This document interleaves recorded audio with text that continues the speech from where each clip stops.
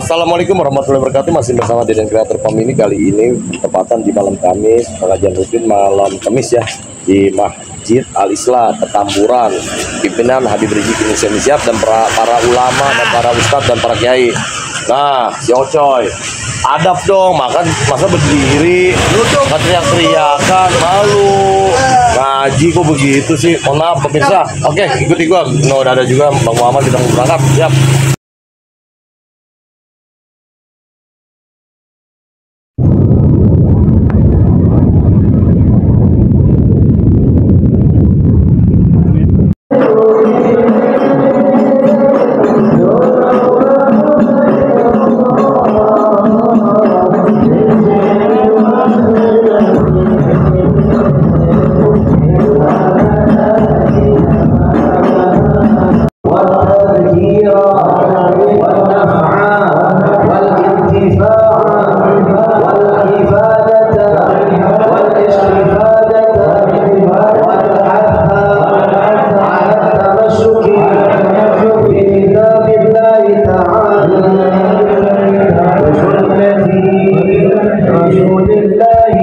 Kemudian juga mabuk, semua jenis membatalkan wudu, semua jenis hilang akal itu membatalkan wudu. Kecuali, ini pengecualian nih, illa nauma qa'idin mumakkinin maq'adatahu minal ardh. Kecuali tidurnya orang yang duduk, kayak tadi saya jelasin tuh. Tidurnya orang yang duduk, yang sekiranya tempat duduknya mantep di atas pijakannya. Sekiranya apa tadi? Sekiranya lubang untuk buang angin ketutup. Itu. Kalau tidur dalam keadaan seperti itu, tidur duduk, yang sekiranya lubang angin ketutup, walaupun mimpi, walaupun tidurnya udah pagi apa sore, tidur begini nih misalkan. Ini kalau tidur begini, kira-kira duduknya mantap nggak ya? Mantap. Lubang ketutup nggak?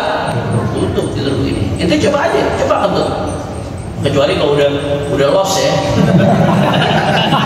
Kalau gue bilang mentali gitu, kalau udah lost hati duduk begitu sudah keluar itu. Ini bicara normal, bicara normal.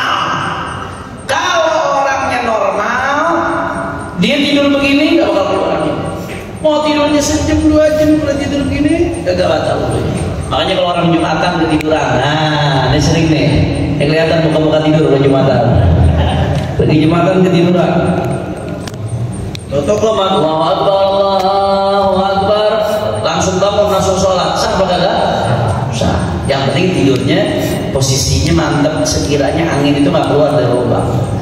Makanya itu bisa diterapkan hanya orang yang normal. Fuqaha menjelaskan, para fuqaha menjelaskan, beda halnya ya kalau orang yang terlalu gemuk. Orang yang terlalu gemuk tuh nggak bisa. Orang yang terlalu gemuk itu nggak bisa pakai itu. Kalau orang terlalu gemuk tidur duduk mesti duduk. Karena orang kalau terlalu gemuk biar kata duduknya mantep, itu nanti itu tetap ada salah tuh itu. Nggak perlu saya gambarin itu gimana. Atau kata fuqaha orang yang terlalu kurus. Orang kalau kembang hitam kurus, cuma kulit sama tulang kurusnya parah banget, kurus banget parah.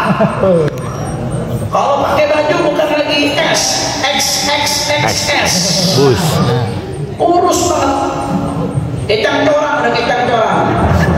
Kalau kekurusan lagi, saking kurusnya gak ada daging, saking gak ada dagingnya, kalau duduk tuh kencang jadi begitu, kayak dipakai bambu, lubang udah kebuka. Nah, kalau yang begitu, walaupun tidur dalam keadaan duduk tetap batal. Jadi fuqaha menyebutkan di antara pengecualiannya orang terlalu gemuk tidur dalam keadaan duduk, gemuk yang apa istilahnya over apa? Obesitas yang udah kelewatan kegemukan lagi tidur dalam keadaan duduk, sekiranya dia tetap angin keluar batal. Begitu juga orang yang kurus. Beb tahunya dari mana Beb? Coba aja tes. Nanti kalau duduk coba paksa keluarin, tapi jangan mirip deh keluarin. Itu coba keluarin, berusaha keluarin. Kalau sekiranya angin itu nggak bisa keluar, aman berarti dulu. Tapi kalau sekiranya anginnya masih keluar, berarti atau ini memang gemukan, memang kekurusan dan seterusnya. Paham ya? Nah, jadi maksudnya duduk mantap itu maksudnya itu sekiranya nggak ada salah antara tempat duduk dengan lubangnya sehingga ketutup dia betul-betul. Makanya kalau wudhu, mohon maaf nih, kalau tidur yang kadang-kadang anak pondok di pesantren karena kegiatan capek, ya, nunggu subuh di masjid ada video dulu ya hayyu ya qayyum la ilaha illa anta ya hayyu ya qayyum, tidur begini.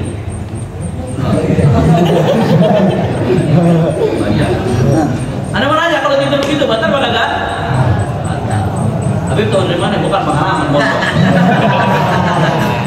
Kebanyakan adanya Allah, ngaku Islam, ngaku orang beriman, tapi bermaksiat, tapi melakukan kezaliman, tapi melakukan kebohongan. Mereka tidak takut kepada Allah karena kenapa? Di dalam hatinya itu kotor, gak bisa menyaksikan kebesaran Allah Subhanahu wa Ta'ala. Terus Imam Ibnu Athaillah mengatakan, wa ma sababul istiqrabika li ahwalil arifin illa istiqrabuka fil qati'ah. Dan tidaklah yang menyebabkan engkau tenggelam dalam keadaan seperti orang-orang arif, orang-orang ma'rifat. Kalau kita ingin menjadi orang-orang yang mengenal kepada Allah Subhanahu wa Ta'ala, maka kenapa itulah sampai kepada kita? Karena kenapa? Bil qati'ah, karena dalam diri itu terputus sama Allah Subhanahu wa Ta'ala. Walau syaraktahum fil asfari la syaraktahum fil akhbar, walau syaraktahum fil ana la syaraktahum fil hana. Jikalau engkau bersekutu, engkau bersama dengan orang-orang yang ahli ma'rifat, artinya bersama orang-orang soleh, artinya kita tidak cuma bersama, tapi kita ikutin tingkah lakunya, kita amalkan ilmunya, ya, maka baru kita itu mendapatkan kabar-kabar, artinya baru kita mendapatkan bagaimana nikmatnya ibadah kepada Allah Subhanahu wa Ta'ala. Walau syaraktahum fil ana la syaraktahum fil hana.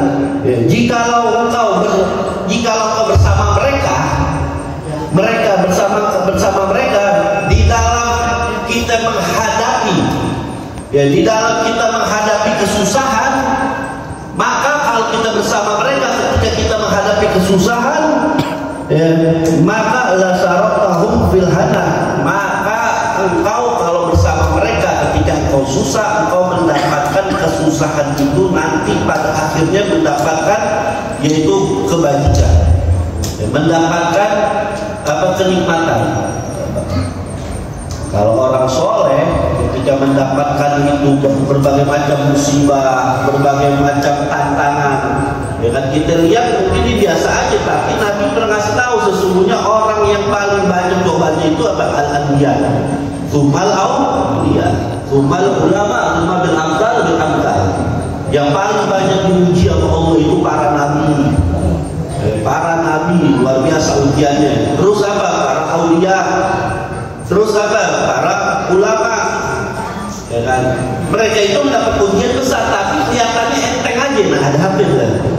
Kalau kita kan kebalik, dapat ujian dikit diputusin sampai mungkin juga udah gak mau. Ya, bisa kamu ujian lagi tuh. Atau sebaliknya nggak punya duit dikit udah datuk rantur tuh, mau ratu di Facebook macam-macam dah. Baru ujian sedikit, ya kan? Baru potong gaji dikit, ya kan? Tuh ujiannya sedikit, tapi kita udah kayak orang galau. Tapi kayak seakan-akan di dunia mau runtuh, ya kan? Seakan-akan di dunia mau runtuh, pengen kiamat. Tapi kalau kata Imam Ibnu Athaillah, kalau kita bersama mereka orang-orang soleh, ketika mereka dapatkan ujian, maka engkau endingnya, artinya engkau pasti nanti akan mendapatkan kebahagiaan. Wasallam al-fajirur raji rahmatullahi ta'ala aqrabu ilallahi ta'ala minal abidil muqnin. Dari Ibnu Mas'ud radhiyallahu ta'ala anhu bersabda Rasulullah sallallahu alaihi wasallam, orang yang melakukan fujur, orang yang melakukan dosa, yang mengharap rahmat Allah ta'ala aqrabu ilallah minal abidil mukti, daripada orang ahli ibadah yang terputus, yang memutus rahmat Allah Subhanahu wa taala. Ya. Jadi seorang yang berbuat dosa, orang tersebut masih tetap mengharap rahmat Allah Subhanahu wa taala. Saat mereka berbuat dosa, mereka segera ingat kepada Allah, mereka bertobat kepada Allah, mereka mengharapkan rahmat Allah karena mereka yakin Allah Maha Pengampun. Orang yang seperti ini jauh lebih baik daripada orang yang ahli ibadah tapi terputus, tidak mengharap rahmat dari Allah Subhanahu wa taala. Ya. Jadi penting di sini kita mengharap rahmat dari Allah Subhanahu wa taala. Karena kita masuk surga karena rahmat dari Allah Subhanahu wa taala. Karenanya kalau pemerintah nggak mau didemo, bikin undang-undang yang bagus, bikin regulasi yang bagus. Kalau pejabat nggak mau didemo, ya jangan jadi pejabat brengsek. Kalau ada presiden nggak mau didemo, ya jadi presiden yang baik. Kalau DPR nggak mau didemo, saudara, ya bikin undang-undang yang manfaat, yang nggak bertentangan dengan agama, yang manfaat buat rakyat, saudara. Nah, kalau nggak mau didemo, saudara, jangan menyalahgunakan kekuasaan, saudara. Nah, jangan cawe-cawe untuk kepentingan keluarga, undang-undang seenaknya diubah. Orang lain nggak boleh, tapi kalau anaknya boleh. Oh, ada undang yang larang, undang-undang dirubah media. Ini negeri bukan punya bapak moyangnya, saudara. Ini negeri bukan perusahaan pribadinya. Nah, maka itu, saudara, pejabat-pejabat brengsek seperti ini wajib memang didemo. Kalau saya katakan harus didemo, nggak boleh dibiarkan. Sudah harus didemo, harus ditentang, harus dilawan. Nah, dan jangan lupa Nabi mengatakan bahwa afdhalul jihad kalimat haqqin sama sultan terjadi. Sebaik-baiknya jihad adalah kalimat hak yang disampaikan di hadapan pemimpin yang zalim, pemimpin yang jahat. Nah, jadi sekali lagi saya mendukung sepenuhnya. Saya mendukung sepenuhnya, saudara, demo-demo yang dilakukan oleh mahasiswa, oleh buruh, oleh masyarakat, oleh rakyat dalam rangka untuk melawan kezaliman dan menegakkan keadilan. Karena kenapa saya harus mendukung? Karena itu bagian daripada amar ma'ruf nahi munkar. Nah, cuman yang saya ingatkan, jangan kebablasan dan hati-hati, jangan sampai ditunggangi. Saudara, ada yang suka nunggangi gerakan mahasiswanya bagus, gerakan buruhnya bagus, gerakan rakyatnya bagus, tapi ada orang-orang politik yang menunggangi, saudara. Ya, katakanlah kemarin kita bicara soal putusan MK, kan ada politik, partai politik, saudara, yang ikut mengompori karena kami itu nggak jadi dibatalkan, partai politik tadi diuntungkan. Nah, begitu nggak jadi dibatalkan, begitu mahasiswa berhasil dalam demonya, saudara, ya dia sudah sampai di situ aja berjuangnya. Karena partai politik itu hanya ngincar, kalau ini nggak jadi dibatalkan, saya bisa mengusung, saudara, kalam saya, itu aja tujuannya. Nah, ini yang kita mesti waspada. Kadang-kadang partai politik begini, saudara, sok jadi pahlawan, pura-pura adalah mahasiswa, pura-pura adalah rakyat. Oh, kadang-kadang ikut turun, saudara, ikut teriak soal keadilan, dirinya sendiri nggak pernah hadir. Ini terjadi saat ini. Hati-hati, saudara, hati-hati. Tapi kalau demo-demo buruh, mahasiswa, rakyat, kita lihat aja menyuarakan itu keadilan, kebenaran, saudara, dukung. Jangan ragu-ragu rakyat Indonesia untuk mendukung, saudara, karena memang, saudara, di kondisi politik kita di negeri ini yang sudah partai semua diborong untuk mendukung rezim, partai nggak bisa diharapkan lagi untuk membela rakyat, maka rakyat harus membela dirinya sendiri, saudara. Nah, kalau gara-gara demo ada macet, jalan kita terganggu, ya maklum, saudara, nggak tiap hari kok, setahun sekali, sebulan sekali, nggak ada apa-apa, saudara, maklumin aja. Bahkan kita doain, mudah-mudahan demo mereka berhasil, mudah-mudahan mereka dijaga oleh Allah, mudah-mudahan mereka diselamatkan, mudah-mudahan mereka jangan sampai ditangkap, disiksa, saudara, oleh oknum-oknum aparat yang bejat. Doain. Kalau kita udah nggak demo, ya menyumpahin, udah nggak demo, jangan maki-maki yang demo, jangan, udah nggak minimal dia saudara. Nah mudah-mudahan kalau sudah sedemikian rupa, jadi kita tahu bahwa gerakan-gerakan demo yang terjadi saat ini kita dukung, tapi kita mesti waspada, jangan sampai ditunggangi saudara oleh kepentingan politik sesaat. Naudzubillah min dzalik. Karena begitu, ada partai sekarang nih tampil politik pemerintah, bicara keadilan, bicara semuanya lah dia bicara, habisi pemerintah. Padahal presiden yang dikritiknya kemarin dia mendukung, dia yang piara 10 tahun saudara, dia yang bela bisa-bisa, dia ikut menikmati saudara.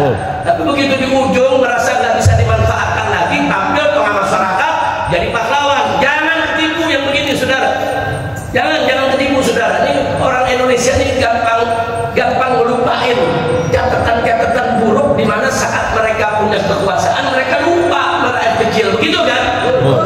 Makanya hati-hati saudara, hati-hati. Jadi kalau ikut yang murni, mahasiswa, buruh, rakyat yang murni. Tapi kalau udah ada kepentingan politisi, hati-hati. Kira-kira jelas tidak? Jelas. Ada yang nanya, Habib nggak turun, Habib? Ada yang nanya, Habib kemana? Jawab saya gampang, dulu gue turun, nggak turun. Sampai capek, sampai kita di penjara, sampai askar kita dibunuh, saudara, lupa diem aja. Nah, sekarang baru pada teriak, gue nonton dulu dah. Tapi bukan berarti saya nggak dukung, enggak. Saudara, kalau gerakan mahasiswa, buruh, tani, insya Allah semuanya murni. Cuman yang teriak-teriak nyariin saya bukan begitu. Dia nyariin yang kemarin maki-maki kita, yang kemarin menghina-hina kita, yang kemarin ikut musuhin kita, pada nyariin Habib Rizik tumben tuh nyari. Kacau tidak? Kacau. Pikir kita nih anak baru gede, dicari langsung nongol, tunggu dulu. Kita bilang setan lagi berantem sama dulu, tenang dulu, santai, nggak usah diburu-buru. Insya Allah ada waktunya, insya Allah. Yang penting posisi kita semua, sudah saya, anda, semua jamaah, majelis taklim dimanapun juga, umat Islam dimanapun anda berada, posisikan kita sebagai muslim yang beramar ma'ruf nahi munkar. Itu aja. Maksudnya kita nggak peduli besok presidennya siapa, kita tetap amar ma'ruf nahi munkar. Kita nggak peduli besok gubernurnya siapa, kita tetap amar ma'ruf nahi munkar. Kita nggak peduli besok siapa menang siapa kalah, yang penting kita tetap amar ma'ruf nahi munkar. Bukan berarti kalau yang besok menang yang kita pilih, yang menang yang kita suka, terus kalau dia maksiat terus kita diam. Oh enggak ya, enggak, kita boleh dukung siapa saja, kita dukung. Tapi begitu dia jadi saudara, tetap kita wajib amar ma'ruf nahi munkar. Karena memang posisi habaib ulama posisinya begitu, amar ma'ruf nahi munkar. Jadi habaib dan ulama itu bukan oposisi, bukan. Beda, amar ma'ruf nahi munkar dalam oposisi beda ya Pak. Kalau oposisi itu memposisikan diri berhadapan dengan pemerintah, menjadi pihak mengkritik saudara, menjadi pihak penyeimbang saudara. Nah, biasanya dalam seni politik saudara, yang namanya oposisi itu sering membabi buta saudara untuk mengkritik lawan politiknya. Oh, lawan politiknya pemerintah, jadi apa saja yang dilakukan oleh pemerintah mereka kritik, apa saja yang dibuat oleh pemerintah semua mereka anggap jelek.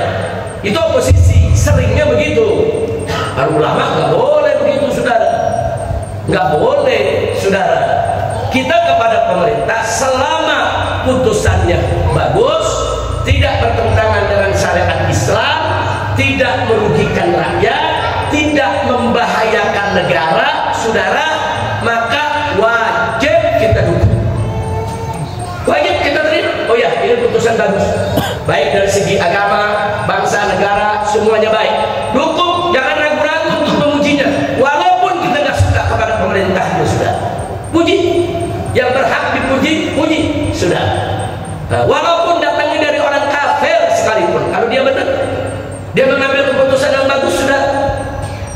Jadi kita lihat substansinya saudara, kira-kira jelas tidak? Jelas. Tapi kalau peraturannya bertentangan dengan syariat, merugikan rakyat, membahayakan negara, wajib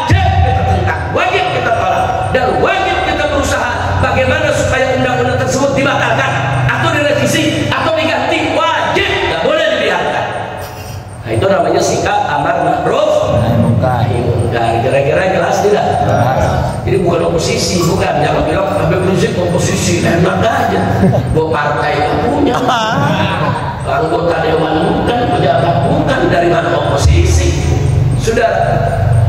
Terus kalau ada tanya lagi Habib, tapi sekarang banyak yang minta presiden turun nih. Saya ditanya setuju apa enggak? Jawab saya, lu baru bangun